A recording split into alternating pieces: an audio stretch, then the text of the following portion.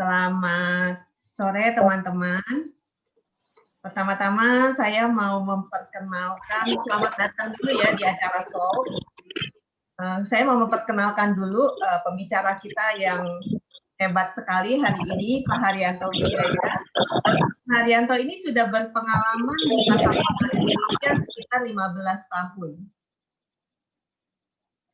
Saat ini bekerja sebagai Head of Research Strategist di Mirai Aset Sekuritas Indonesia.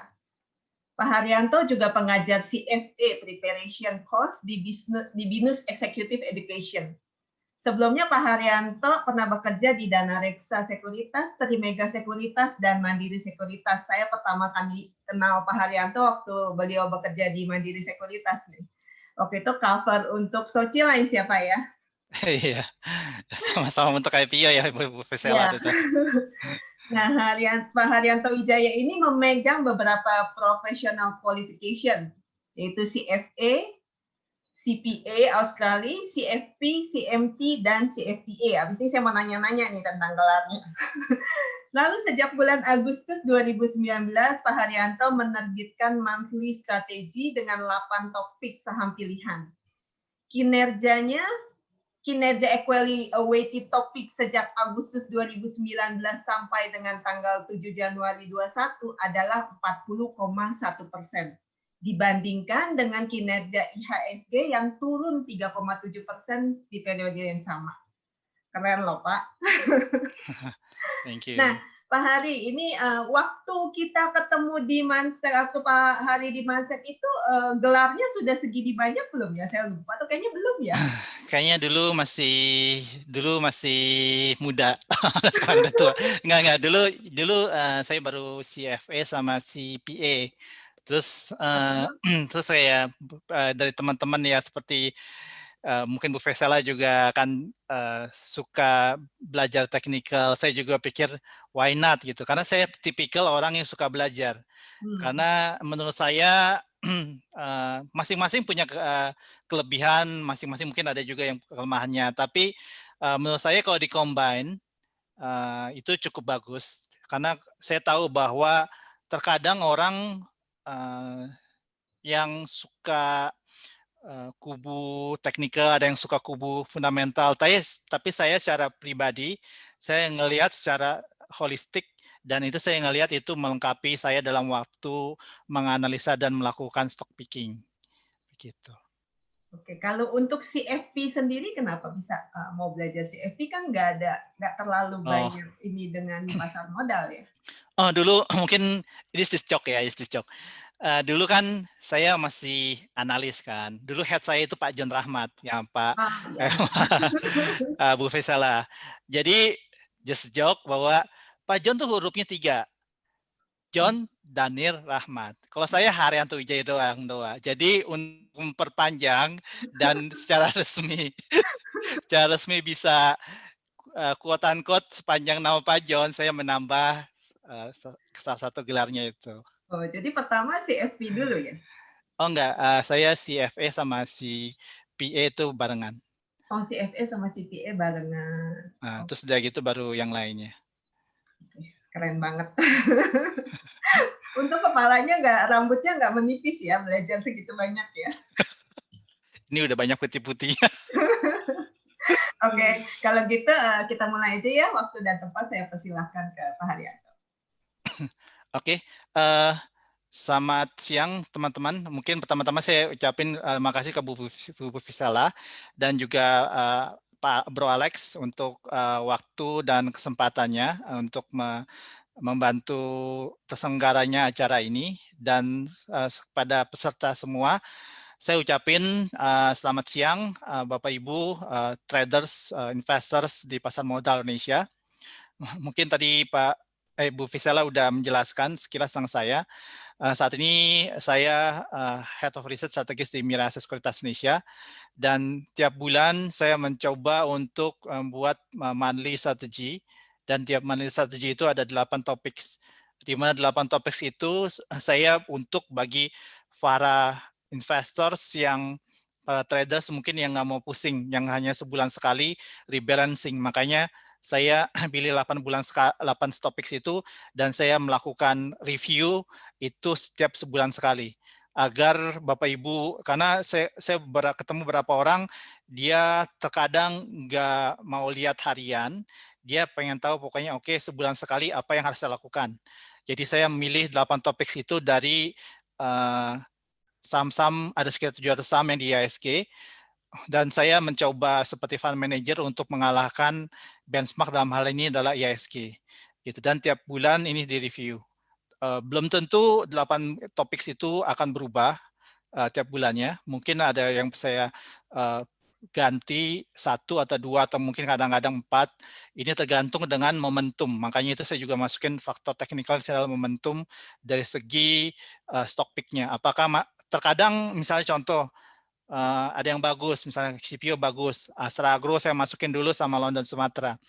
Dulu mungkin ada yang nanya, oh kenapa tiba-tiba Astra Agro-nya saya keluarin, saya tetap maintain Lonsum. Karena saya melihat, oke, secara industri, secara fundamental, plantation CPO masih bagus, tapi momentum Ali saya ngelihat belakangan ini belum sekuat atau kurang bagus untuk dibandingkan London Sumatera. Makanya akhirnya saya lebih mengerucut kepada London Sumatera. Gitu. Oke, kita mulai ya. Kita untuk Outlook 2021, kita berpikir ini adalah bullish karena kita melihat bahwa recovery daripada ekonomi, karena kita tahu tahun 2020 ekonomi kita terhajar dengan kasus COVID-19. Tahun 2001, sebagaimana kita sebagai investor selalu melihat forward looking, kita melihat ada recovery di ekonomi, dan makanya judul saya adalah, saya beri nama Menanti Fajar Pagi Hari. Mungkin secara summary, ini adalah summary sekilas, bahwa target indeks akhir tahun 2021, best case scenario adalah kita melihat di 6880, di mana ini drivernya adalah earnings recovery di tahun 2000. Sorry,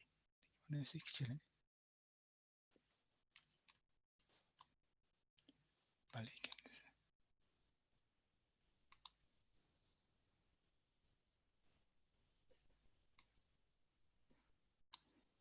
Kita ngelihat best case scenario-nya adalah 6880, di mana kita earnings growth recovery adalah 25% 2021. Jadi laba bersih IHSG kita melihat untuk best case scenario belum kembali ke level 2019. Karena kita tahu bahwa emang vaksin udah mulai ada, tapi dari segi pertumbuhan laba bersih belum kembali pulih ke level 2019 punya laba bersih IHSG. Indeks target kita adalah 16,5 kali PE, di mana translate ke 6.880. Story-nya apa sih di 2021? Story yang saya suka adalah cyclical. Jadi saya secara sektor, saya suka adalah cyclical, dalam hari ini adalah commodity prices. Karena kita ngelihat tren commodity prices itu positif. Dan positif commodity prices ini bagus buat Indonesia, karena Indonesia adalah negara produsen dan negara eksporter komoditas. Dan kalau kita mau lihat komoditas, biasanya kita lihat kemana ya? Kita lihat ke China. Kenapa ke China? China adalah negara dengan tingkat manufaktur terbesar di dunia ya. Kalau kita tahu bahwa produk China itu beredar di semua negara, banyak di semua negara. Dan kalau aktivitas manufaktur China meningkat, ini tentu akan meminta raw material yang lebih besar, yang lebih banyak. Dan raw material itu dalam hal komoditas, pasti kuantitasnya naik dan price-nya naik. Ini dikonfirm sama aktivitas manufacture PMI China yang improving dalam 8 bulan ini. Bahkan new factory orders sama new export orders juga trennya naik. Ini terkonfirm dengan ekspor China yang meningkat terus ya. Di bulan November kemarin ini spike up, naik ke level tertinggi dalam 5 tahun terakhir. Nanti kita ada chartnya. Dan kita ngelihat bahwa, next topiknya ini summary sekilas, bahwa US dollar kita lihat tren melemah. Bukan melemah terhadap rupiah doang ya, tapi melemah terhadap mata uang lainnya. Weakening US dollar di sini, itu trennya adalah bagus ke commodity prices, bagus kepada indeks emerging market, dan bagus kepada IHSG. kita bisa lihat chartnya juga. Untuk secara sector picking, kita suka untuk value play, dalam hal ini adalah banks, dan cyclical, dalam hal ini adalah nickel mining, plantation, sama coal mining. Saya menganjurkan investor untuk switching ya, dari yang namanya defensive play, dalam hal ini adalah consumer goods, menuju ke yang tadi, cyclical atau commodity dan value. Karena kenapa? Karena sekarang orang trennya adalah udah bukan defensif. Kenapa tadinya defensif? Kita tahu bahwa di 2020 terjadi namanya ketidakjelasan. Karena orang belum bisa mengukur dampak COVID-19 ini berapa besar. Dan itu sebenarnya kalau dilihat udah terrefleks di second Q GDP yang jelek banget. Dan trennya ke depan naik kan aktivitas ekonominya. Jadi orang bisa udah mengukur. Dengan bisa mengukur ini, berarti uncertainty udah mulai perlahan-lahan hilang. Dan election di US udah kelihatan jelas siapa yang menang. Biden. Udah berarti uncertainty udah kembali tambah hilang. Dengan tambah hilangnya ini, berarti orang switching namanya dari defensive stocks ke yang lebih agresif, yaitu cyclical. Makanya kalau kita ngelihat, ini sebenarnya saya udah anjurkan sejak di Desember ya. Makanya kalau dilihat Desember yang jelek sektornya adalah consumer goods. Pada saat yang lainnya naik, consumer goods sektornya relatively minus malah di Desember. Untuk monthly stock picking kita untuk Januari, kita masih maintain untuk yang monthly stock picking bulan Desember, itu menuju ke commodity related seperti nikel, CPO, coal, and gold, bank sama poultry. Jadi untuk spesifik sahamnya adalah Antam Inco untuk nikel, CPO adalah Lonsum, gold and Coldplay adalah kita suka United Tractors, dan kita juga suka Java sebagai poultry. Ini indeks target kita ya. Kalau kita ngelihat sebelah kiri adalah PE band daripada IHSG. Forward PE band-nya sekarang udah di min PE ya. Dan untuk kita lihat sisi sebelah kanan, untuk target indeks best case scenario kita adalah 6880, bull case-nya adalah 7150, bear case-nya adalah 5150. Kemarin ini di Desember awal saya ingat saya ngeluarin target indeks akhir tahun 2020 ada 59.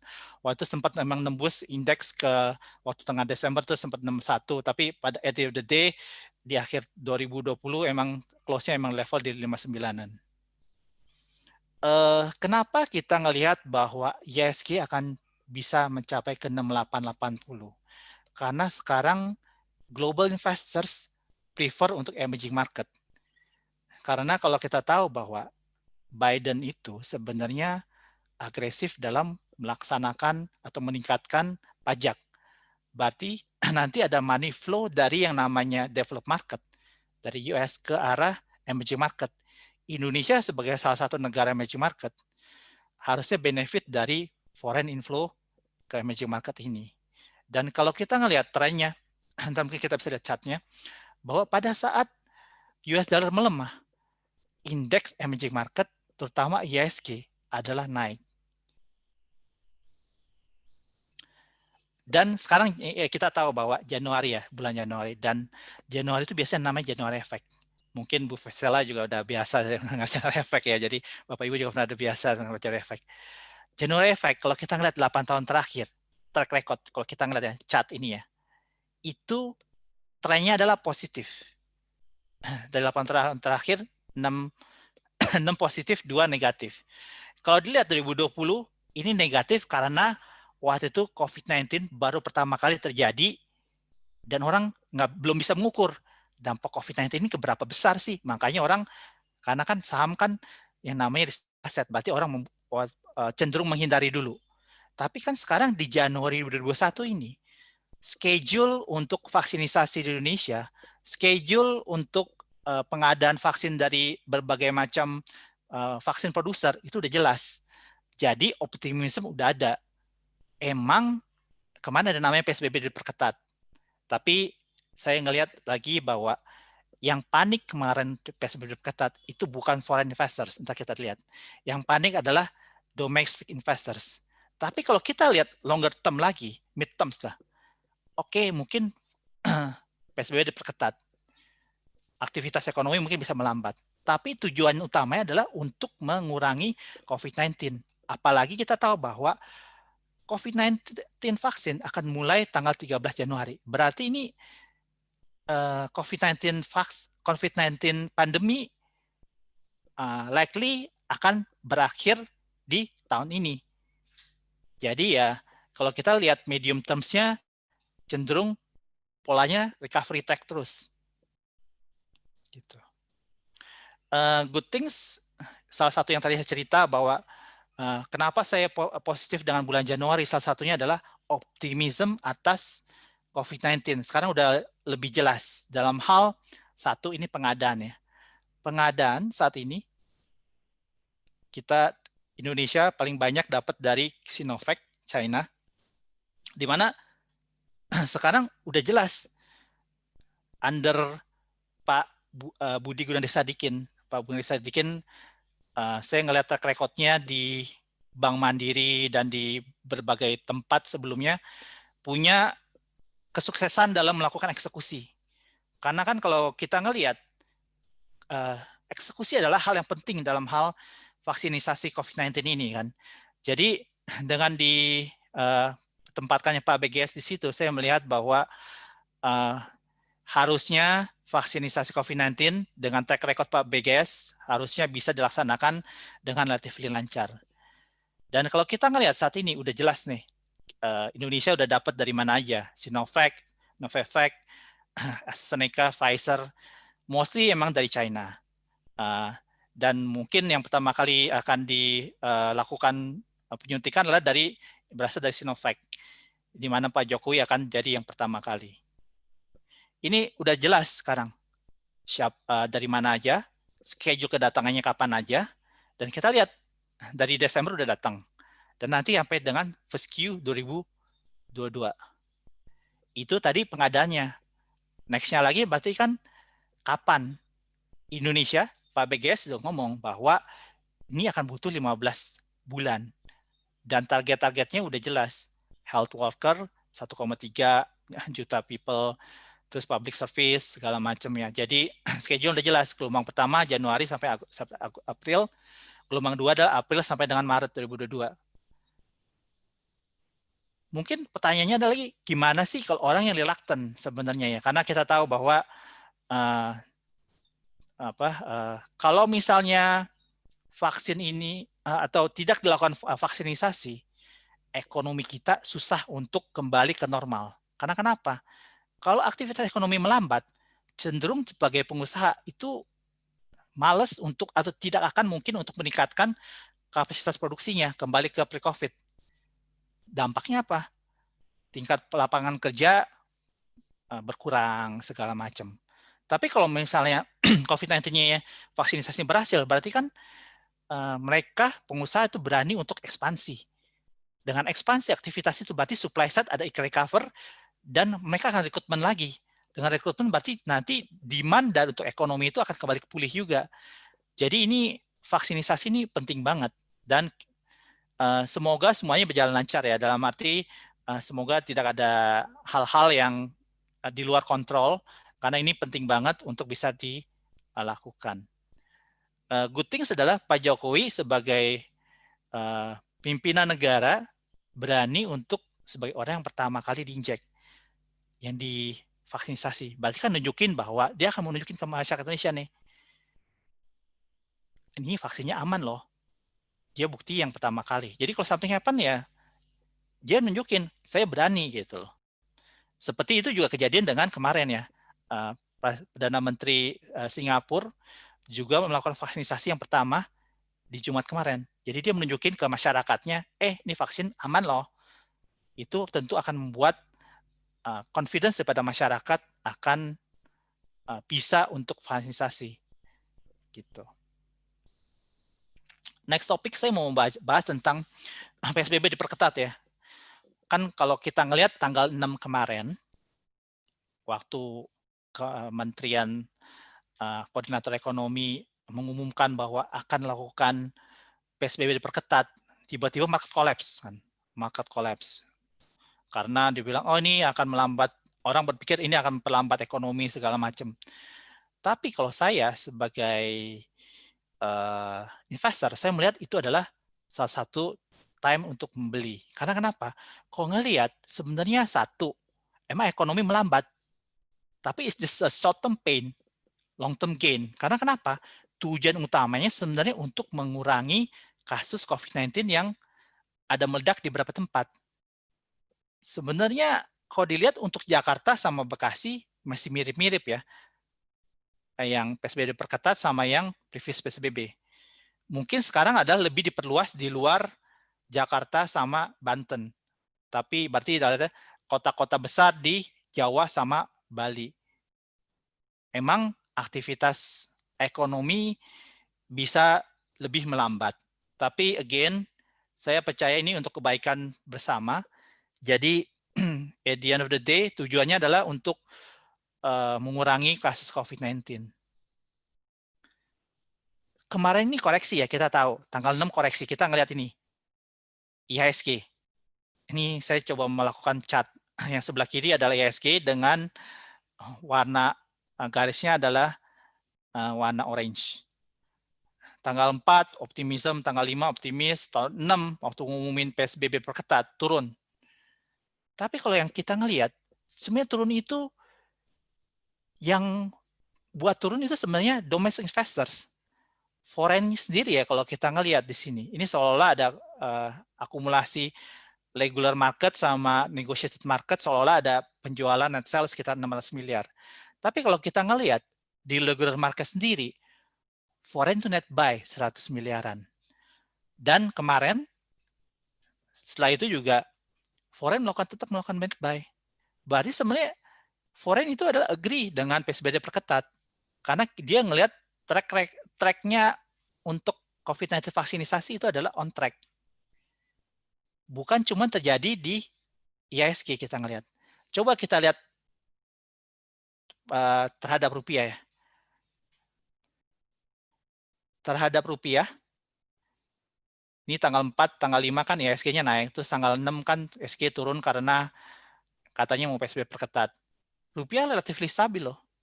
Berarti sebenarnya tingkat confidence foreign investor itu intact terhadap ekonomi Indonesia, terhadap pasar modal Indonesia. Jadi again, ini kemarin tuh panik pure karena domestic investor yang pikir bahwa PSBB perketat itu akan membuat ekonomi lambat. Tapi again, saya pikir kalau ada koreksi seperti kayak gitu, itu adalah time to buy. Next topic mungkin saya bercerita tentang consumptions ya.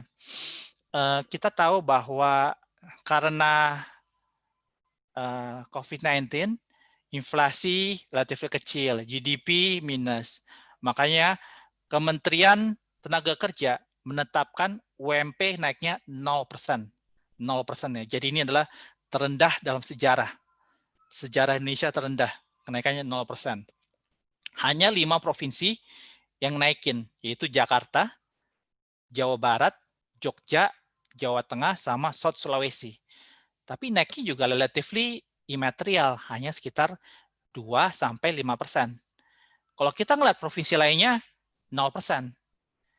Terus dampaknya apa sih sebenarnya terhadap consumption, domestic consumption? Dampaknya kalau menurut saya adalah membuat konsumsi domestik tahun 2021 ini adalah kurang maksimal. Ya. Tapi saya melihat ada potensi yang membantu hal itu. Yaitu yang namanya zaman COVID-19 ini semua sektor, kalau menurut BPS, semua sektor melakukan salary cut, pengurangan gaji. Ini menurut survei BPS untuk sektor-sektor yang ada di Indonesia. BPS melakukan survei gaji setahun 2 kali. Ada bulan Februari sama bulan Agustus. Coba kita ngelihat survei BPS di bulan Agustus yang terakhir. Kita bandingkan sama tingkat upah di Februari 2020, berarti itu adalah semester on semester sama dibandingkan dengan Agustus tahun 2019. Secara rata-rata, itu tingkat upahnya turun 5% year on year dan semester on semester. Tentu waktu dengan vaksinisasi, berarti kan nanti ke depannya orang akan berani untuk, perusahaan akan berani untuk melakukan ekspansi lagi, dan nanti saya perkirakan tingkat upahnya ini akan kembali recover ke 100% dari yang tadinya dipotong 5% rata-rata ya, akan kembali lagi ke 100%. Tentu ini akan seolah-olah jadi naik gaji lagi, tapi ini sebenarnya bukan naik gaji, tapi ini hanya kembali recover ke 100%. Ini tentu akan membantu support ke domestic consumption. Tapi again, saya sebagai strategis, saya menganjurkan untuk switching dari yang namanya consumer goods defensive play ke cyclical seperti commodities sama sama value atau banks. Jadi karena sebenarnya ngelihat hal ini, earnings atau laba bersih, pertumbuhan laba bersih daripada consumer goods sepertinya akan kurang maksimal di tahun 2021 ini. Gitu. Ini kita mencoba mengetrack tingkat mobilitas orang dari Google Mobility. Kelihatan bahwa sebenarnya secara gradually orang kembali mulai melakukan traveling, mulai kembali melakukan aktivitas. Tapi kemarin saya coba melakukan ini ya, kayak ground check sekilas. Sejak Indonesia meledak di atas 10.000, itu jalanan mulai lenggang. Weekend udah mulai lenggang. Saya kan waktu mungkin 2-3 bulan lalu tuh udah kembali ke relatively 70 atau 70-an% normal kan. Tapi kembali lagi lenggang. Jadi ini again yang penting adalah polarnya recovery agar aktivitas ekonomi kita bisa berjalan dengan kembali normal. Tapi again ini tetap butuh yang namanya vaksinisasi secara massal agar ekonomi kita bisa full recover. Next topik, saya mau bicara tentang Indonesia yang benefit dari harga komoditas yang trennya recover. Dan biasanya kalau kita ngelihat negara mana yang paling powerful membuat harga komoditas berubah, itu adalah China. Kita lihat aktivitas China, gimana manufakturnya. Karena semakin banyak China manufaktur aktivitasnya, semakin banyak ekspornya, tentu China membutuhkan semakin banyak bahan baku, semakin banyak komoditas. Dengan semakin banyak komoditas yang dibutuhkan, berarti harga komoditasnya akan trennya naik. Kita coba lihat di sini, aktivitas manufaktur China. Kita coba track ya. Ini kalau di bawah 50, berarti aktivitas manufaktur China itu mengecil atau menciut atau melambat. Kalau di atas 50 berarti aktivitas manufaktur China adalah menguat atau mempercepat. Yang warna orange ini adalah manufaktur. Trennya adalah di awal tahun 2020 kolaps. Karena kenapa waktu itu? Karena waktu itu ada yang namanya COVID-19. Tapi China dengan tegas waktu itu menutup Wuhan dan segala macam. Makanya dapat diatasi dengan cepat. Next-nya lagi sampai dengan bulan kemarin, bulan 8, aktivitas manufaktur China udah 8 bulan berturut-turut ekspansi berlanjut. Itu mungkin dari segi manufaktur, tapi yang penting adalah new factory orders atau tambahan order baru untuk pabrikan China dan new export orders untuk factory. Berarti kalau new export orders berarti tingkat permintaan dunia atas produk China. Trennya belakangan ini adalah positif. Ini kan angka menurut survei. Kita ngeliat angka pastinya. Angka pastinya coba lihat kita yang kanan. Ini export value bulanan China. Trennya adalah naik. Bahkan kemarin bulan November itu tertinggi. Kalau lihat ini Bloomberg yang bisa lihat 5 tahun terakhir. Berarti tertinggi dalam 5 tahun terakhir. Kalau saya ambil logikanya, ini akan terus berlanjut sampai dengan at least sampai akhir tahun. Karena kenapa? Kan negara-negara lain tuh banyak terkena dampak COVID-19 kan. Berarti aktivitas manufaktur negara lain juga terganggu. Jadi mereka mengandalkan produk China. Karena China sendiri kan COVID-19-nya udah berhasil diredam. Dengan hasilnya, menurut pikiran saya sampai dengan akhir tahun, trennya ekspor China ini adalah naik.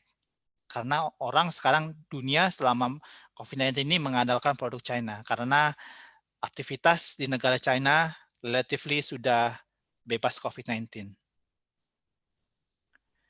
Ini sebenarnya bisa terkonfirm juga dengan angka GDP ya. GDP China di second quarter. Kita lihat dulu di first quarter. First quarter China yang paling kena hit. Karena China yang pertama kali kena COVID-19. Wuhan. Minus 6,8.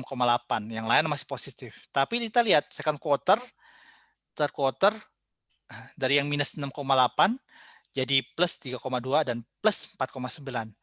Trennya ada recover. Pada saat negara-negara lain itu trennya minus.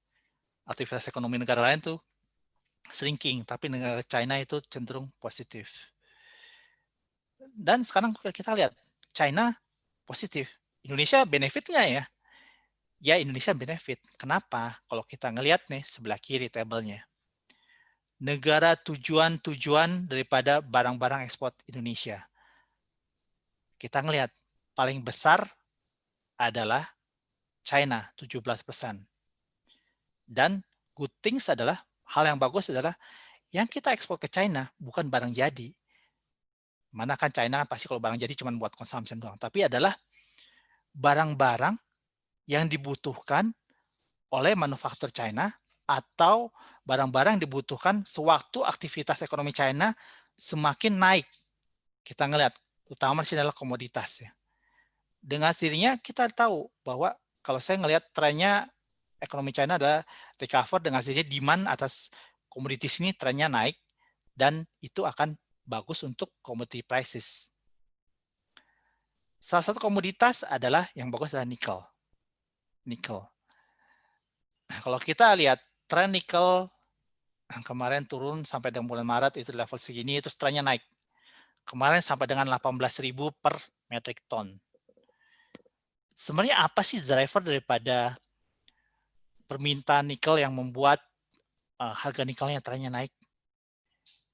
Mungkin Bapak Ibu pernah dengar ada yang namanya proyek ambisius daripada pemerintah China bahwa pemerintah China pengen menghubungkan dari satu negara ke negara lain dengan namanya One Belt One Road. Jalur kereta api, jalur pelabuhan yang membuat mereka bisa melakukan perdagangan. One Belt One Road itu proyeknya itu butuh baja sangat banyak. Dan negara China sendiri sebenarnya dalam proses pembangunan infrastruktur. Dengan sendirinya, demand atas atau production steel dari China, kita ngeliat di sini, trennya naik. Ini memang ada cyclical bulanan, tapi trennya adalah naik. Berarti ini butuh steel, butuh nikel salah satu komoditas bahan bakunya.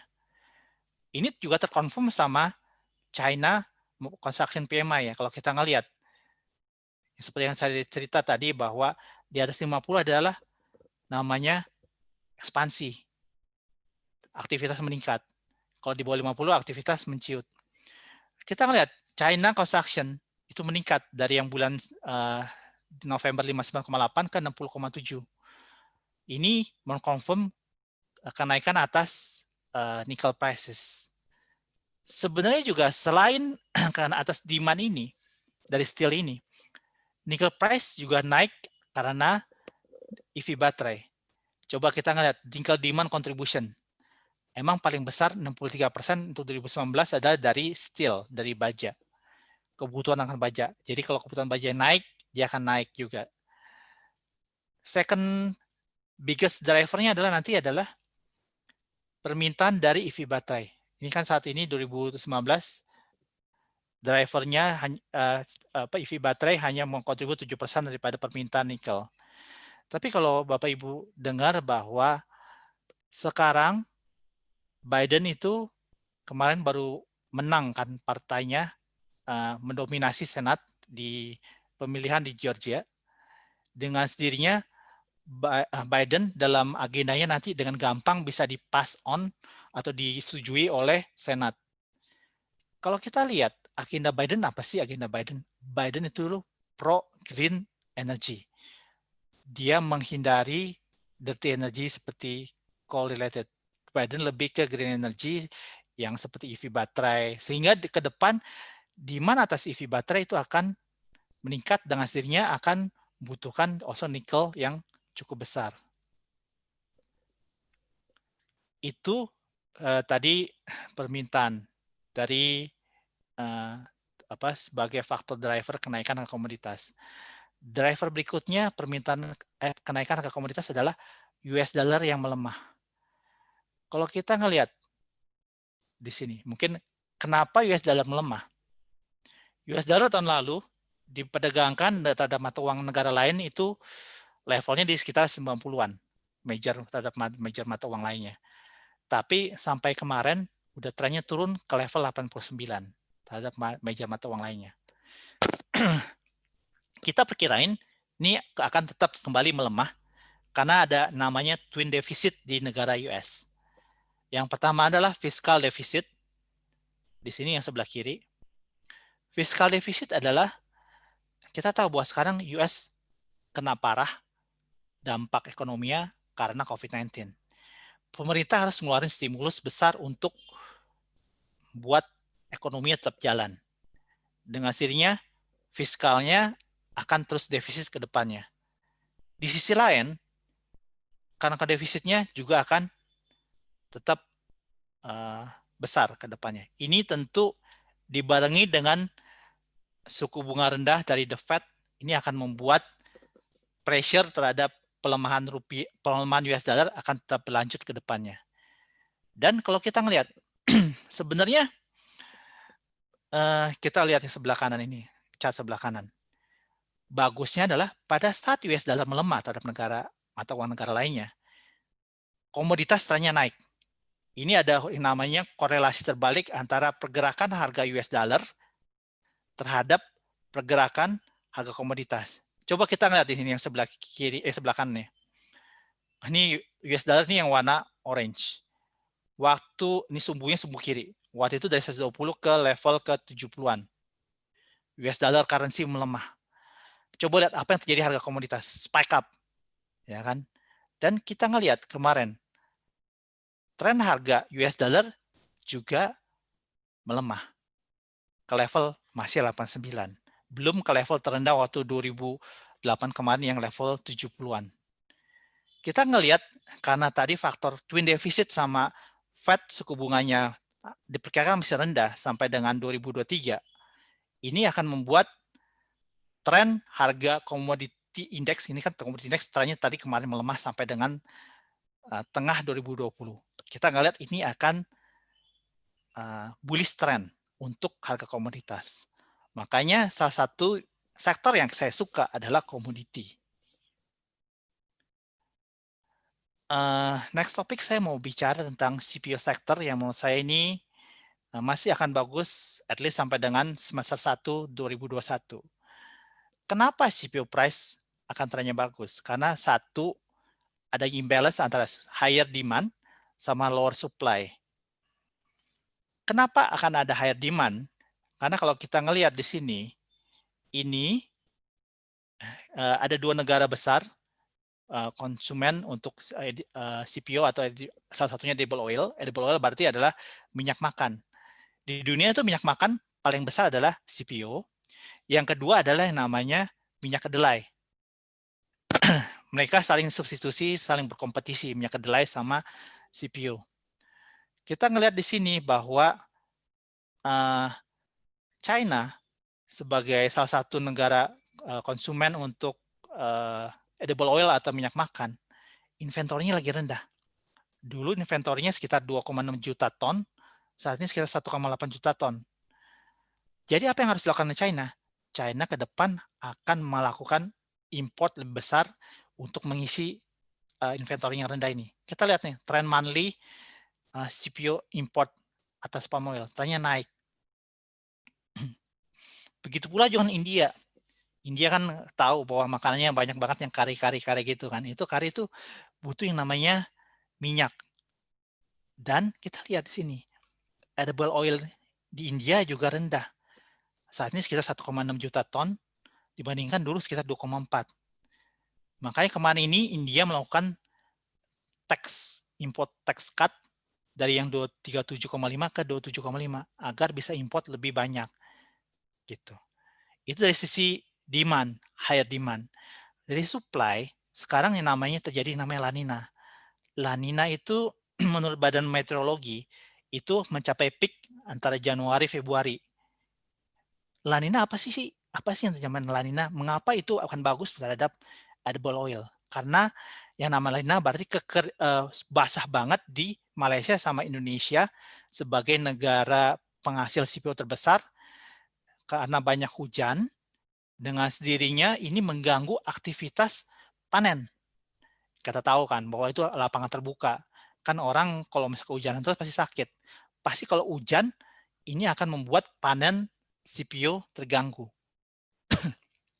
Di sisi lain, basah di Indonesia sama Malaysia, kering di negara benua Amerika adalah negara produsen soybean atau kacang kedelai yang besar. Terganggu karena kekeringan itu. Jadi dua biggest edible oil ini, baik CPO sama soy itu terganggu dengan sendirinya harga CPO-nya trennya naik. Makanya kalau kita lihat kemarin harga CPO kan sempat 3.900-an tertinggi sampai dari tahun 2008. Jadi untuk CPO kita juga suka, kita ngelihat bullish trend ini CPO bisa berlangsung sampai dengan semester 1. Jadi masih ada beberapa bulan untuk play, dan untuk CPO-nya saya lebih suka untuk Lonsum ya. Itu tadi terjadi gangguan antara supply-nya, production-nya, dan higher demand daripada India, itu membuat level inventory atau level persediaan palm di Malaysia itu rendah. Bahkan diperkirakan, angka Desember belum keluar ya, Desember diperkirakan 1,7 juta ton. Kita ngelihat dulu kenapa harga CPO-nya bearish, karena waktu itu sempat level inventory di Malaysia 3 juta ton. Kalau misalnya memang terjadi 1,3 juta ton, itu berarti rendah banget ya di sini. Menurut Badan Oil World di sini, diperkirakan rendahnya inventory Malaysia ini akan berlangsung at least sampai dengan Februari. Dan biasanya pada saat selalu yang namanya komoditas, kalau inventory rendah, biasanya orang produsen jual mahal. Dengan sini harga akan naik.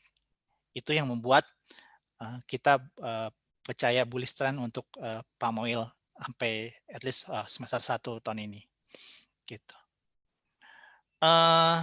Ini yang saya akan bercerita tentang kita bullish untuk tahun ini karena kita ngelihat weakening US dollar atau US dollar yang melemah terhadap major mata uang lainnya, itu membuat indeks saham emerging market sama IISG itu cenderung outperform. Coba Bapak Ibu lihat ini dua indeks. Indeks yang sebelah ada yang dua chart. Chart yang sebelah kiri sama chart sebelah kanan. Chart yang sebelah kiri ini adalah mata uang US dollar yang warna tren pergerakan mata uang US dollar yang warna orange, dan yang warna hitam adalah MSCI Index Emerging Market. Kita ngelihat ada terjadi hubungan korelasi terbalik. Di tahun 2017 ke level tahun 2018, ini kan US dollar trennya melemah. Ini yang meningkat. Begitu pula di saat ini nih, dari 2020 US dollar trennya melemah dan MSCI cenderung naik. Ini korelasi ini juga terjadi di IISG. Makanya kita bullish on IISG karena salah satu tesis yang disupportnya adalah pelemahan US dollar ini akan bagus juga terhadap indeks. Gitu. Ini sedikit review mengenai bulan Desember. Bulan Desember kita ngelihat IISG positif 6,5%. Sebenarnya paling positif di bulan November ya 9,4. Terus positif lagi di bulan Desember 6,5. Saya ingat waktu itu mungkin beberapa orang nanya, oke, Indonesia resmi masuk resesi di bulan, kalau nggak salah di bulan Oktober baru keluar datanya kan. Indeks collapse nggak? Saya bilang nggak. Karena kenapa? Waktu saya selalu confident. Karena orang forward looking. Makanya kita ngelihat di sini emang terkonfirm bahwa dari kenaikan indeks di September, Oktober, Oktober, November, Desember. Pada saat bahkan Indonesia resmi masuk resesi, IHSG trennya naik karena orang selalu forward looking. Dan saat ini saya ngelihat bahwa orang forward looking ke depan akan lebih bagus. Karena kenapa? Satu, vaksin pengadanya udah jelas dari mana aja. Yang kedua, jadwal vaksinisasi udah jelas. Mungkin kalau misalnya bisa faktor yang critical next-nya adalah ada dampak sampingan nggak daripada vaksinnya ini yang membuat something wrong dengan orang tidak berani untuk vaksinisasi. Karena kalau seandainya semuanya berjalan lancar, berarti ekonomi kita akan gradually recover. Dan itu pasti tentu akan menopang kenaikan indeks kita.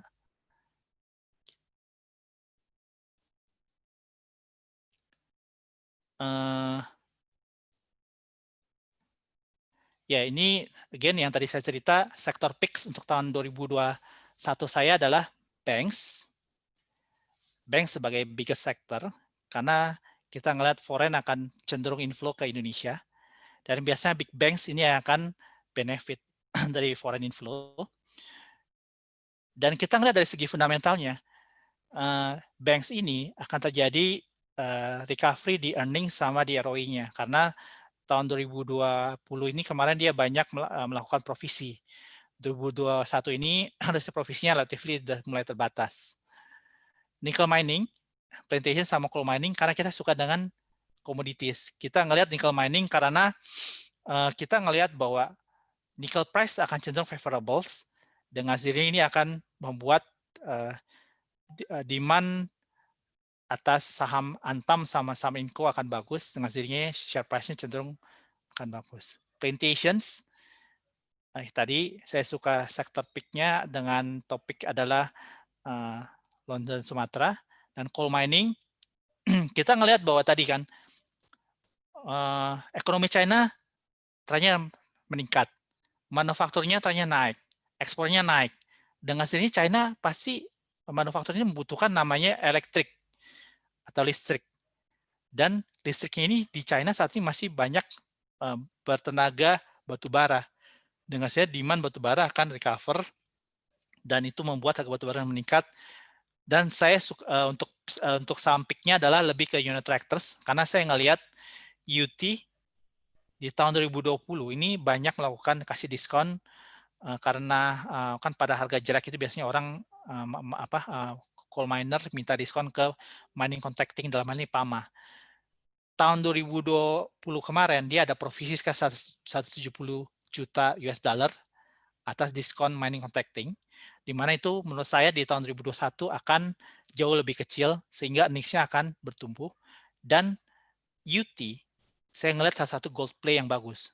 Kenapa? UT ini kemarin ini dia belum enjoy kenaikan harga emas. Karena kenapa? Sampai dengan Januari 2021, 70% sales volume-nya itu masih kena hedge dengan harga emas yang rendah.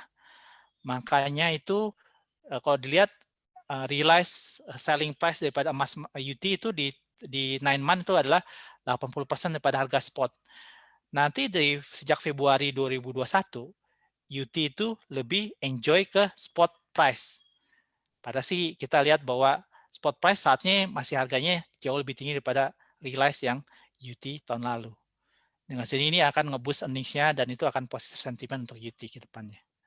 Gitu. Jadi untuk sektor untuk stock pick kita untuk Januari ini adalah tadi Java, Lonsum, Antam, Inco, UT, BNI, BBRI, sama BMRI. Gitu. Ini untuk forward P-band sama EV EBITDA band sama EV per hektar. Dan ini mungkin biasanya saya tiap bulan saya mencoba untuk benchmark sama IHSG untuk bisa kelihatan jelas emang stock pick saya bagaimana kinerja dibandingkan IHSG. Gitu. Mungkin itu sekian dari saya, Bu Faisalah. Mungkin ada pertanyaan dari teman-teman. Oke, terima kasih Pak Hari untuk presentasinya. Ini saya mau nanya dulu ya sebelum menjawab pertanyaan teman-teman. Kalau untuk CPO itu yang umur sawitnya masih muda sebenarnya yang benefit paling banyak itu apa ya? Perusahaan yang mana ya? Sebenarnya gini ya, mungkin usia masih muda. Emang paling yang paling bagus usianya setahu saya adalah DSNK. Tapi dari segi liquidity sahamnya masih kurang sebagus Astra Agro atau mungkin London Sumatera gitu. Oke, jadi kalau secara umur yang paling produktif itu DSNG ya. Cuma karena liquidity problem, jadi Pak Ari tetap milihnya LSIP. Iya, karena saya mungkin kalau untuk fund manager kan biasanya selain faktor fundamental adalah mereka bisa keluar masuk dengan gampang kan. Tentu liquidity harus diperhitungkan juga. Karena again salah satu yang bisa drive up naik adalah salah satunya adalah dari institusi.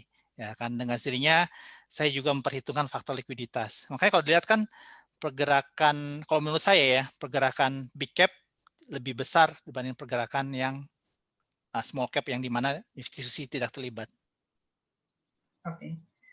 Terus kalau dari tadi poultry sendiri kenapa milihnya Java ya? Karena bukannya yang lebih besar itu Cepin ya?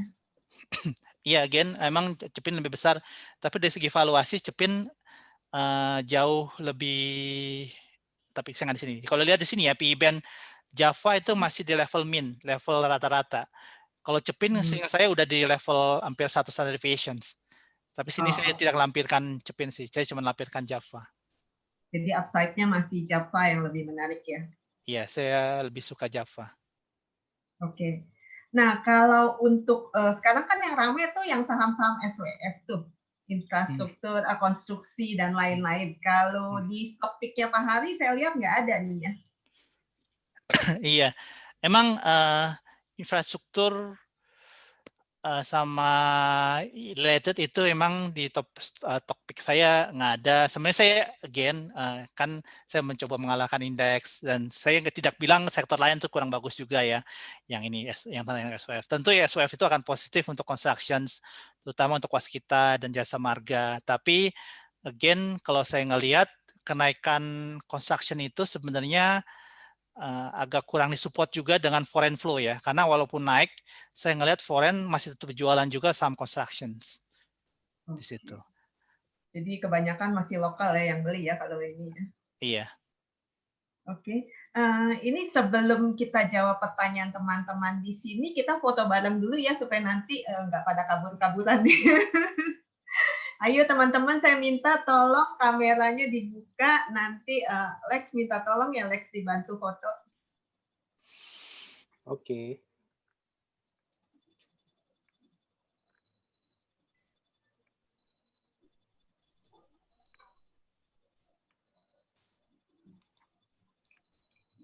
Boleh tolong itu dulu Pak Hari, share screen-nya.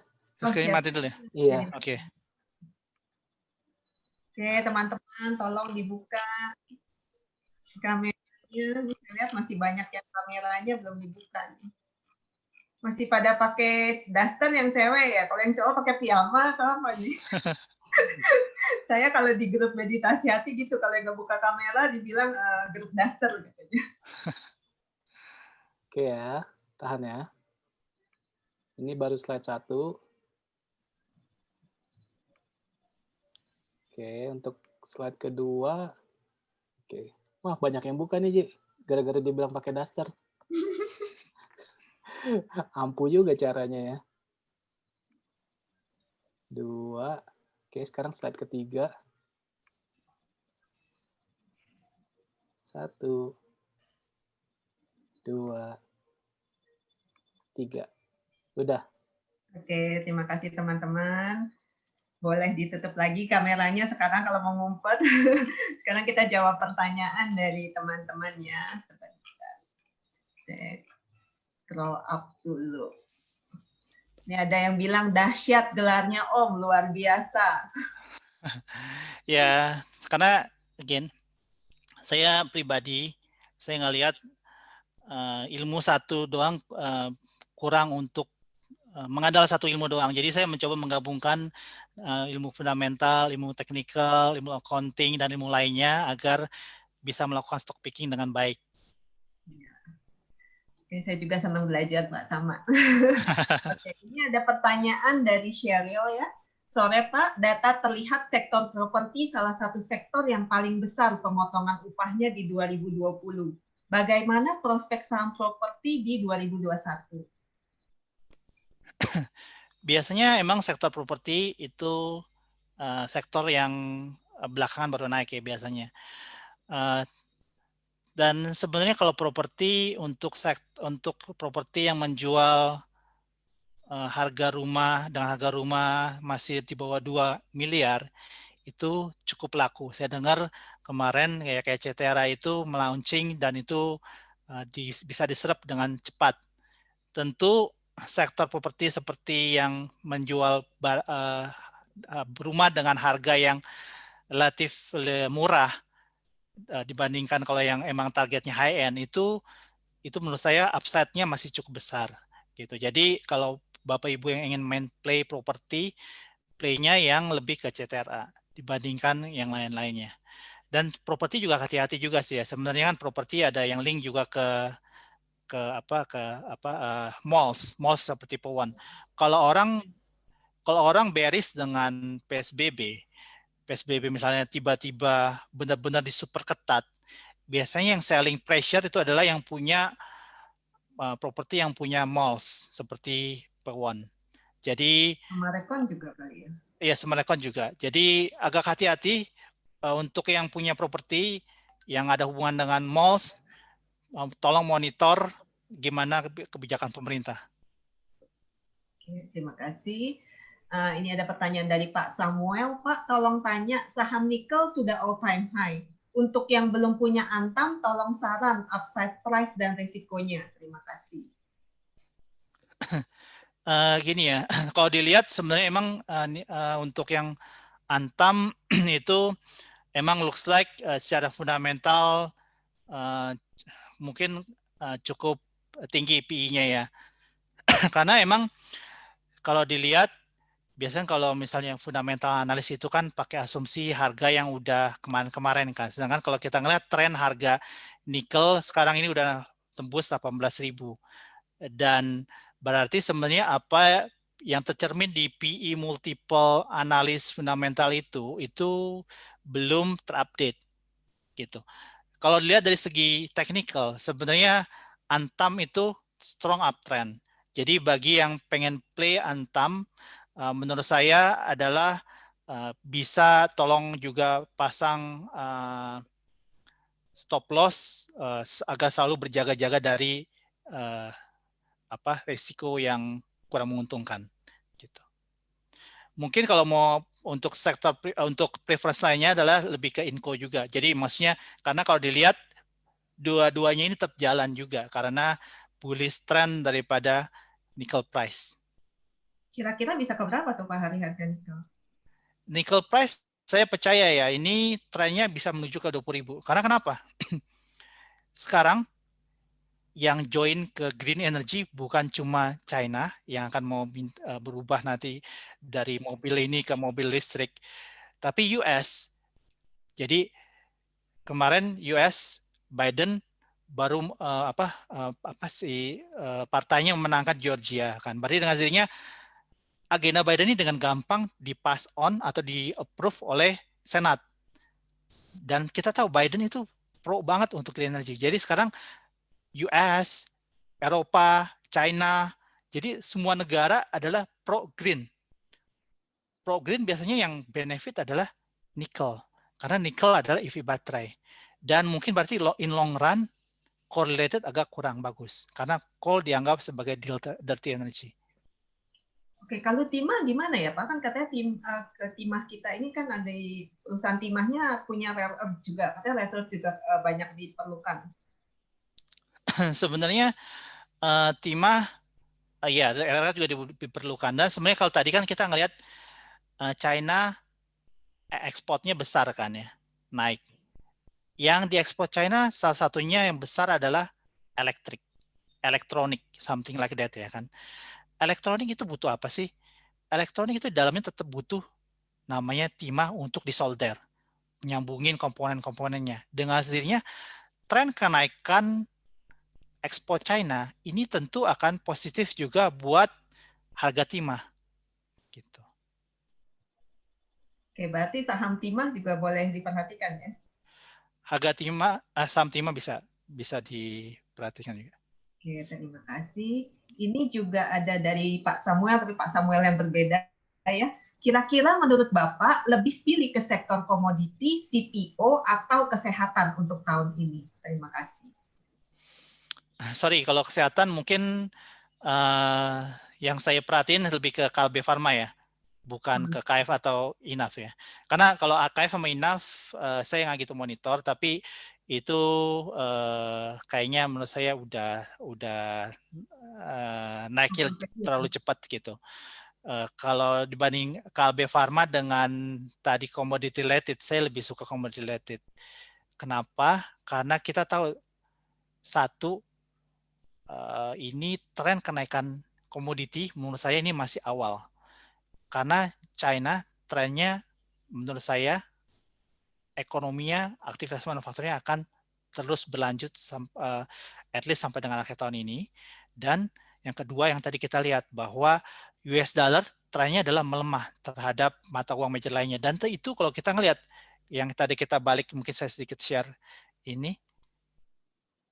Share screen.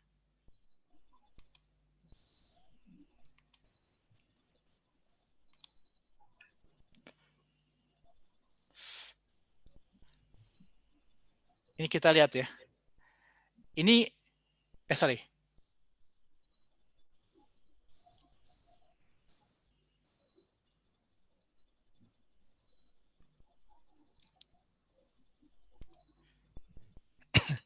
Ini kita ngelihat komoditi indeks itu masih belum balik ke level zaman 2000-an. Dan ini tren pelemahan US dollar saya perkirakan akan trennya masih melemah terus. Dengan sendirinya ini harga komoditas akan trennya naik. Dengan sendirinya ini kita ngelihat harga komoditas akan disupport oleh satu, higher demand. Yang kedua adalah US dollar yang melemah. Dua ini menurut saya akan membuat harga komoditas trennya akan uptrend at least sampai dengan akhir tahun. Kecuali CPO ya, saya lihat CPO lebih sampai dengan bulan 6 tahun ini. Oke, ini dari Pak Henhen apa Bu Henhen nih. Pak, mohon info tentang saham-saham komoditas yang masih murah dan berprospek tahun 2021. Tadi kayaknya udah dijelasin ya mengenai komoditas. Terus mohon pendapatnya Bapak mengenai BBNI, BJBR, sama JSMR. Oke, kalau BBNI menurut saya bagi Bapak yang pegang long term view, itu menurut saya murah banget. Karena kalau dilihat dari segi recovery share price-nya, itu belum full recover. Kalau Bapak Ibu lihat seperti mungkin BMRI, BBRI, BBCA, itu udah hampir mencapai tingkat share price waktu pre-COVID-19. BBNI itu belum kembali ke level pre-COVID-19. Sedangkan kita tahu bahwa pemerintah sudah menaruh manajemen yang ex-BMRI, di mana Pak Erick Thohir itu menginginkan BBNI akan menjadi salah satu player di level regional juga. Maksud saya adalah price-nya masih belum kembali ke pre-COVID-19, berarti upside-nya masih ada, dan ke depan kinerjanya akan recover. Karena orang manajemennya ditarik dari BMRI. Jadi saya ngelihat kalau Bapak yang punya time horizon 1 tahun, at least ya, itu BBNI itu oke banget. Kalau jasa marga, saya ngelihat ini salah satu emang yang diuntungkan oleh sovereign wealth fund. Cuman emang pergerakan harga saham jasa marga kayaknya agak lambat. Gitu. Terus tadi apa satu lagi? BJBR. Oh, BJBR ya. Saya agak kurang mahamin. Saya kurang ikuti untuk bank yang kecil sih. Oke, kalau ini ada yang nanya kalau BBCA bagaimana Pak? Kan sama-sama finance industry. Kalau saya ngelihat BBCA emang ini saham yang bagus. Cuman again, BBCA menurut saya itu harus foreign investor bullish banget sama Indonesia baru dia akan naik kenceng. Karena kenapa? BBCA porsi di indeks itu udah di atas 10%. Ya kan, di atas 10%. Sedangkan local fund manager hanya bisa beli maksimum 10% daripada di reksadananya. Jadi, kalau saya ngelihat, berarti kalau local fund manager bullish, mereka juga nggak akan ngejar BBCA. Kecuali kalau foreign investor ya, karena foreign investor bisa memiliki BCA lebih daripada 10%. Jadi, saya ngelihat oke, BCA kinerjanya bagus, tapi untuk bisa naik kencang, itu harus disupport oleh foreign investors, di mana saya percaya bahwa masih banyak saham lain yang juga bagus seperti BCA. Mending Jadi, BBM ya. Oke, ini dari Pak Riki. Pak Hari, bagaimana dengan kabar berita tentang Warren Buffett yang masih khawatir dengan bursa US yang akan jatuh? Bagaimana dampak atas prediksi GCI mengenai berita tersebut? Terima kasih. Oke. Emang ISG sama bursa US emang ada korelasi positif juga, tapi menurut saya itu belum tentu semuanya pure 100% positif. Karena kenapa? Kita lihat US index all time high, IISG kemarin nggak all time high, kita masih minus 5% penutupan sampai dengan 2020 ya. Jadi saya berpikir bahwa oke, saya agree bahwa market US ini overpriced, dan saya melihat bahwa asalkan dia nggak collapse signifikan, tapi gradually investor keluar dari saham US ke emerging market, ini tentu akan positif ke Indonesia sendiri dan emerging market. Jadi key-nya adalah selama US market nggak collapse, tapi masih gradually foreign investor keluar masuk ke emerging market, itu akan tetap positif ke emerging market dan Indonesia, IISG dalam hal ini. Tapi kalau misalnya emang tiba-tiba collapse signifikan, itu yang baru kita worry. Karena itu dengan sini akan men-drag down IISG. Oke, ini ada pertanyaan dari Pak Leo. Kalau komoditi bullish, kenapa nggak ada stock pick shipping ya? Shipping. Ya. Karena shipping saat ini saya belum full cover sih, jadi saya nggak terlalu banyak komen untuk shipping. Oke. Dari Alex nih, Pak Hari, permisi tanya, bagaimana dengan view sektor trade, terutama trade untuk penjualan retail? Apakah akan ada titik cerah harapan? Untuk retail ya, retail gini, kemarin saya coba melakukan ground check. Selalu saya suka melakukan ground check dalam arti, oke, mungkin di koran ngomong apa, tapi kalau di lapangannya beda, menurut saya bisa beda juga kata ada pelaba bersih. Untuk retail, saya lebih suka untuk mungkin lebih ke Ramayana. Kalau yang lain menurut saya masih belum. Karena again, kemarin saya ngelihat counters MAPI masih pada sepi. Starbucks sepi. Yang spot station sepi. Kalau menurut saya bagi yang mau play retail, mungkin lebih ke play ke RALS. Karena RALS ini adalah lebaran play. Jadi kita tahu bahwa lebaran akan terjadi di second quarter. Dan sebenarnya kalau dilihat second quarter itu berarti kan vaksin udah mulai berjalan. Berarti optimism atas progres vaksin ini udah ada. Dan menurut saya progres vaksin itu sama vaksin itu udah ada. Tidak ada alasan bagi pengusaha untuk tidak bagikan THR. Dengan sendirinya spending terhadap barang-barang RALS itu akan recover dibandingin tahun lalu yang waktu lebarannya jelek. Gitu. Dengan sendirinya saya berpikir bahwa play untuk retailers bisa untuk RALS. Untuk yang lainnya saya belum confident. Kalau kayak ASUS gitu gimana? ASUS ya, ini salah satu yang positif juga, tapi dari segi valuations menurut saya udah agak stretch. Jadi saya lebih untuk Ramayana. Karena Ramayana juga sebenarnya kan net cash kan. Ya. Net cash dan PBV-nya kalau nggak salah jauh lebih murah dibandingin Asus. Oke. Dihitung valuasinya juga ya, masih lebih menarik Ramayana ya. Iya. Oke, ini dari Pak John Terik. Dari beberapa sektor yang Pak Hari pick, yaitu bank, nikel, CPU, coal, gold, dan poultry, kira-kira mana yang akan menciptakan saham yang multi-bagger? Waduh, ada yang nyari multi-bagger nih. Setelah tahun lalu rata-rata saham sudah naik tinggi, menyamai seperti sebelum pandemik. Bagaimana dengan saham konstruksi dan farmasi? Itu tadi udah ya, konstruksi farmasi. Jadi yang tadi itu Pak, yang multi-bagger yang mana nih? Multi-bagger saya ngelihat mungkin yang kayak emang yang saham yang belum naik signifikan adalah sebenarnya Inco, saya ngelihat. Inco. Ya. Inco Target itu price-nya Pak Hari berapa ya Pak Inco ya? fundamental analis kita belum terupdate sih, tapi saya ngelihat karena kan ibaratnya mereka pasti kan mereka harus naikin ASP-nya karena ASP sekarang kan udah sekarang 18 ribuan kan.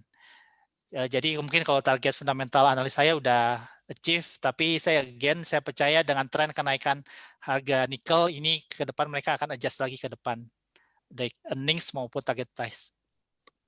Oke. Nah, ini Pak Haryanto, SEV Hype has Sam Nickel placed into very high valuation, even though the project has still long way to go.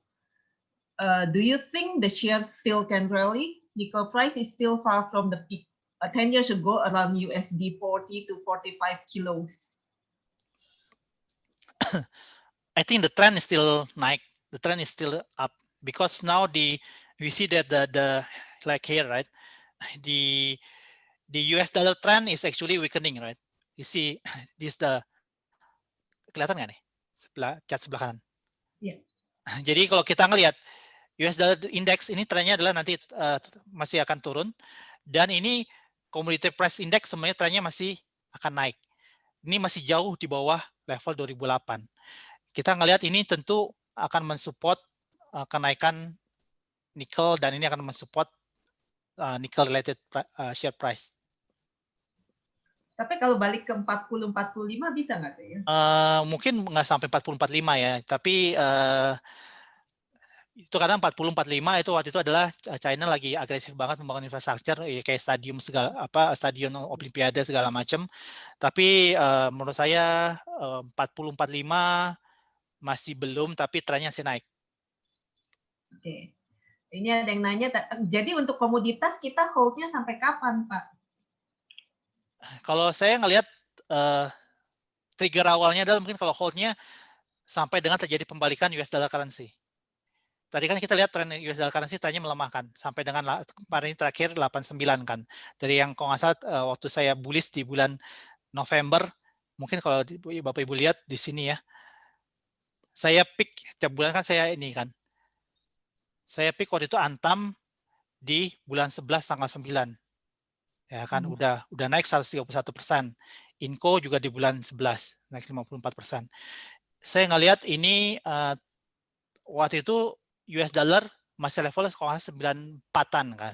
Sekarang kan 89. Saya ngelihat tren US dollar itu masih melemah terhadap mata uang lainnya. Dengan sini ini akan mensupport kenaikan harga komoditas secara broad ya. Dengan sendiri ini tentu akan disupport oleh higher demand untuk steel dari China karena kita ngelihat tadi steel production trennya naik, One Belt One Road mega project ini trennya adalah masih naik. Jadi key-nya adalah kalau seandainya US dollar terjadi pembalikan menguat terhadap major mata uang lainnya, itu benar-benar harus key point banget. Jadi watch-nya USD index ya? Iya. Oke. Ini Ibu Eti nanya kalau saham telco gimana ya? Saham telco, telco mungkin kalau Telkom bisa kemarin diuntungkan karena mungkin berapa hari ini akan bisa foreign inflow ke Telkom karena MSCI kan melakukan penghapusan terhadap saham Telkom China kan, itu bobotnya besar. Dengan sendirinya kan biasanya mereka akan mencari saham telco negara lainnya yang mempunyai exposure telekomunikasi kan. Saya ngelihat pas hari kemarin itu kan dihapus terus langsung foreign inflow ke Telkom sekitar 500 miliaran. saya ngelihat ini akan ada mungkin ada berlanjut berapa hari ke depan, itu yang mensupport. Tapi overall sebenarnya saham Telkom menurut saya ngelihat secara momentumnya belum terlalu banyak momentum upside sih. Oke, jadi kurang menarik ya dibandingkan dengan komoditi ya. Iya, saya lebih suka komoditi saat ini. Oke. Pak Hari, apakah ada kemungkinan BI menurunkan 7-day rate di tahun 2021 dan menurut Bapak hingga ke level berapa? Menurut ekonomis kita sih limited ya untuk penurunan. Bahkan dia berpikir bahwa mungkin akan relatively flat. Karena kenapa? Tren inflasi ini akan naik, ya kan? Tren inflasi akan naik dengan sendirinya. Room BI untuk menurunkan lagi itu udah sangat terbatas. Oke. Terus ada yang nanya, untuk produksi baterai nantinya kan biasanya butuh coal, sehingga masih ada upside ya untuk coal sektor. Selain UT ada pilihan apa nggak Pak Hari? Sorry, untuk baterai butuh coal. Baterai baterai setahu saya EV baterai gitu coal-nya saya baru pernah dengar sih. Jadi ini Pak Steph ya. Oke, jadi saya baru pernah dengar itu. Tapi kalau misalnya coal, kalau listrik kali ya. Kalau listrik kan pembangkitnya masih butuh coal ya. Ya kalau listrik memang butuh coal, tapi kalau EV baterai setahu saya lebih ke nikel sih. Oke. Pak, ini ada yang minta PDF-nya, boleh nanti saya share di grup Telegram ya, nggak apa-apa ya? Oke, nggak apa. Terus ada yang nanya, saya nasabah Mirai, tapi nggak pernah dapat riset seperti yang Bapak sampaikan barusan, bagaimana caranya? Oh masa? Justru, oh gitu ya? Oh mungkin gini kali, bisa email ke customer service-nya, minta tolong masukin ke dalam distribution list riset. Terus ada yang nanya keras nih, kalau keras kayaknya nggak cover kali ya Pak Hari ya? Keras saya nggak cover. Oke. Sore Pak mau nanya, mengapa Stockpick ada 3 saham bank, di mana 3 saham ini berada dalam sektor yang sama yang memiliki korelasi terhadap IHSG hampir sama? Terus tanya saham Telco tadi udah. Ya udah ini aja Pak. Oke, bank kenapa ini ya? Karena saya ngelihat bahwa mereka masih under value, dan saya melihat bahwa ini mereka juga di benefit juga dari foreign inflow. Jadi saya ngelihat mereka under value, earnings-nya recover, dan juga mereka akan benefit dari foreign inflow. Kenapa saya milih mereka? Karena saya ngelihat mereka masih potensial upside juga masih bagus. Oke. Ada yang nanya DKFT, saya rasa Pak Hari juga nggak cover ya kalau DKFT ya, ditanya bisa alternatif lain nggak selain Info dan Antam. Soalnya kalau Pak Hari ini kan covernya yang likuiditasnya lebih besar ya, kalau kayak DKFT itu kan pasti likuiditinya kurang ya, jadi biasa kurang di cover oleh analis kalau yang saham-saham kecil gitu. Iya. Kalau saham call masih menjadi pilihan sampai akhir tahun nggak? Atau kalau tadi CPO kan cuma sampai pertengahan tahun. Oh, CPO sampai tengah tahun, iya. Tapi kalau call saya melihat bahwa saya lebih di semester 1 sih sebenarnya dibanding sampai semester 2. Semester 1 juga ya. Iya. Oke, untuk batu bara karena prospeknya bagus, bagaimana view-nya PTBA Harum ITMG? Kalau misalnya Harum, saya ngelihat ini ada korelasi dengan nickel price ya. Makanya kalau dilihat berapa hari ini kalau nggak salah yang lainnya masih agak tren turun, tapi Harum ada pola naik karena dia ngikutin tren bullish on nickel kan, karena dia si Harum punya exposure ke nickel, perusahaan nickel yang ada di Australia. Jadi bagi yang mau punya exposure nickel dan punya exposure batubara, Harum bagus. Untuk ITMG ini bisa jadi alternatif bagi yang mau dividend play karena ITMG pasti akan membagikan dividen nanti dari laporan keuangan untuk tahun 2020, berarti dia akan kalau nggak salah biasanya bulan 4 ya baru mulai umumin ya. Jadi ya, tapi masih agak lama. Terus tadi satu lagi apa? PTBA. PTBA. PTBA saya lebih suka ITMG sama Harum sih dibanding PTBA. Oke. Kalau Adaro? Adaro is a good company juga karena dia juga punya exposure ekspor ke China, di mana China kan tadi kita ngelihat bahwa listriknya akan konsumsi listrik akan naik. Jadi Adaro untuk midterms oke. Adaro sama PTBA mending mana, Pak? Saya lebih suka Adaro sih. Adaro ya. Oke, kalau sektor pembiayaan dan Bank BTN bagaimana? Saya belum cover untuk yang pembiayaan BTN. BTN enggak ya? Kalau multi-finance juga enggak? Multifinance mungkin seingat saya ADMF itu salah satu company yang bagus ya, growth-nya, earnings-nya ke depan juga diperkirakan akan bagus. Jadi ini, tapi dalam hal liquidity memang sangat jelek sih liquidity-nya. Jadi ya again mungkin selektif bagi yang mempunyai view long term banget. Oke. Ini ada yang tanya Bumi, saya rasa kalau Bumi juga Pak Hari nggak cover ya. Kalau Tower gimana Pak?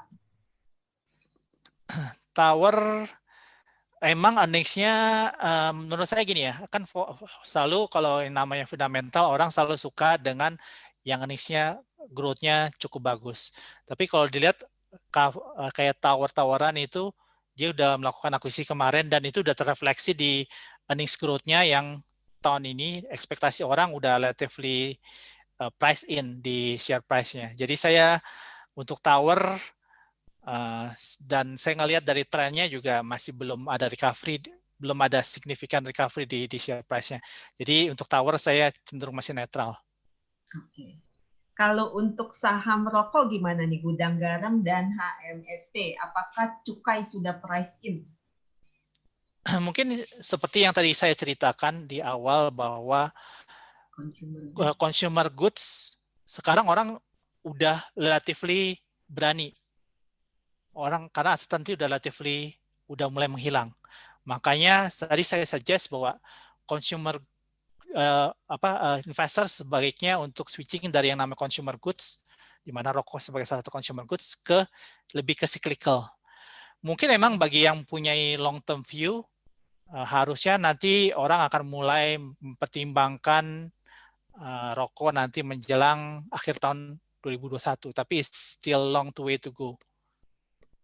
Oke, berarti kalau yang mau masuk ke saham-saham consumer seperti ICBP, UNPR, Indofood, dan tadi saham rokok, sebaiknya tunggu akhir tahun aja ya?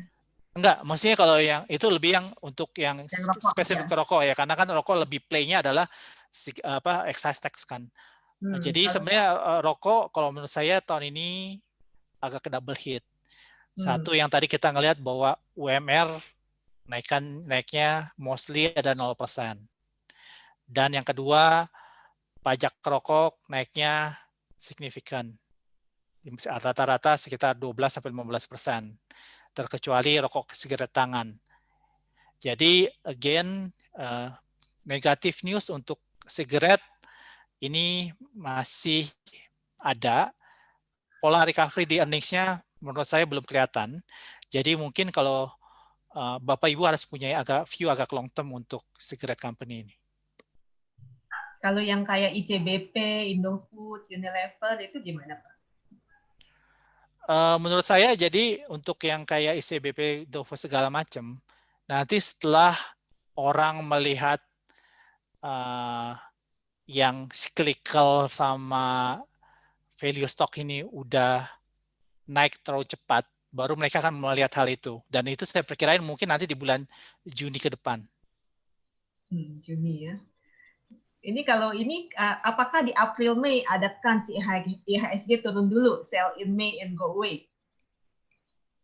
Menurut saya masih ada volatilitas ya, karena again ini market kan emang nggak bisa namanya rally terus kan, pasti harus ada konsolidasi secara sehat kan.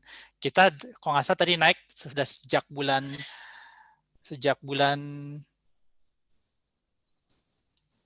kita udah naik sejak bulan Oktober naiknya udah super cepat sih ya. Jadi menurut saya nanti akan ada profit taking. Mungkin di level April, perkiraan saya sih best case saat ini adalah April akan ada profit taking. April malah ya, lebih cepat bukannya Mei ya.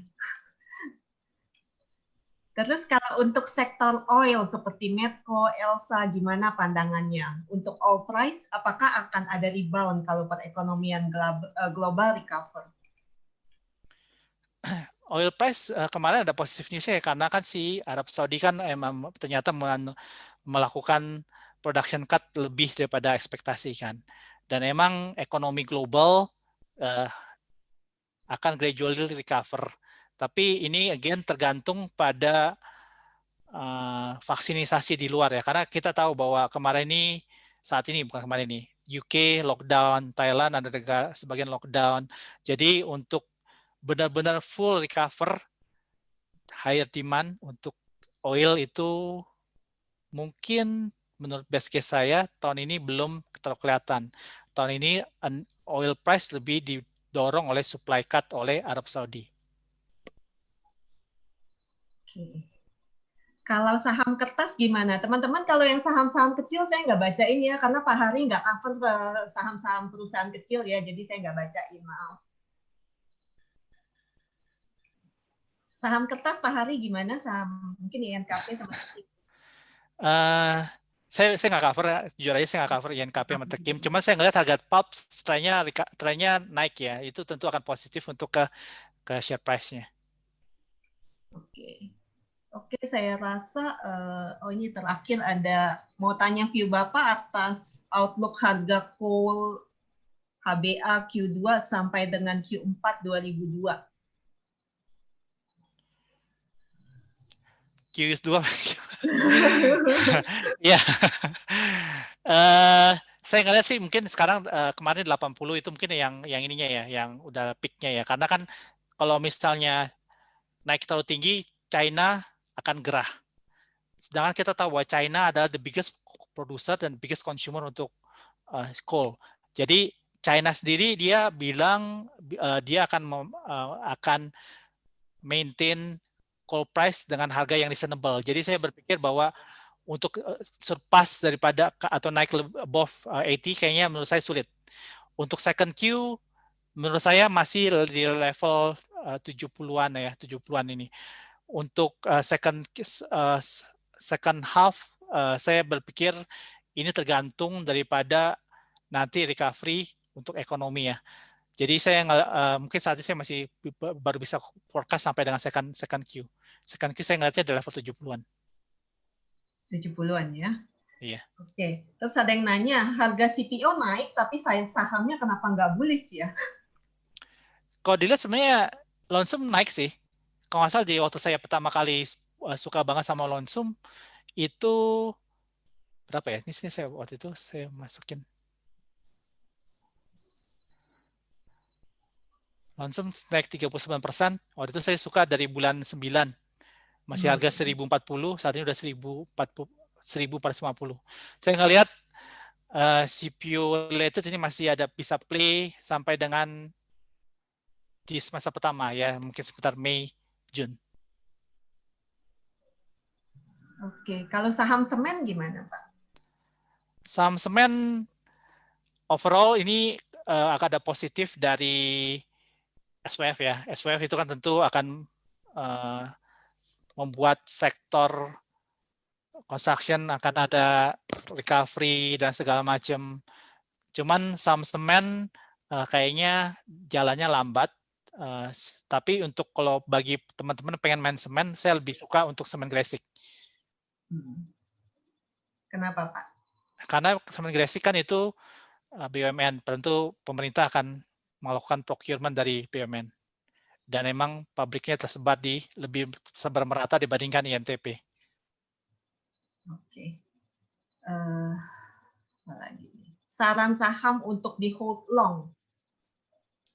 Untuk di hold long, BBNI.